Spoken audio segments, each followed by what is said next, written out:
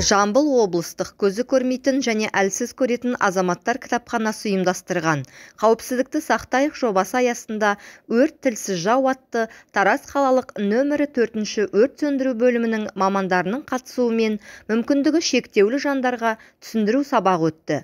Тәжірибе бойынша мүмкіндігі шектеулі жандарды қауіп төнген жағдайда жылдам әрекет етуге, табиғи және техногендік сипаттағы төтенше жағдайлардан қорғануы және төңіректегілерге жәрдем көрсетуге үйрету жұмыстары жүргізілді. Өрт тілсіз жау. Оны алдын ала болжап білу мүмкін емес. Тұрғын үй секторларында өрттер жиі болады. Өрттерде адамдар жиі қаза болады.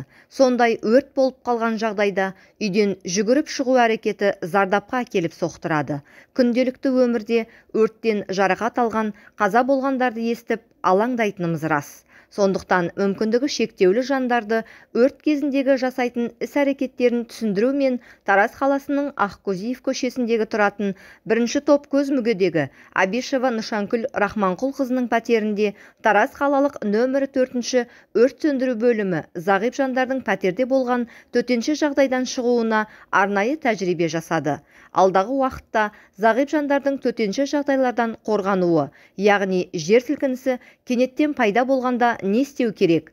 Қар көшкіні кезінде өзін-өзі құтқару жолдары, алғашқы жәрдем, балалардың өмір қауіпсіздігі, көшеде жүру тәртібі мен қауіпсіздік ережелері бойынша тәжірибелік сабақтар жалғасын табады.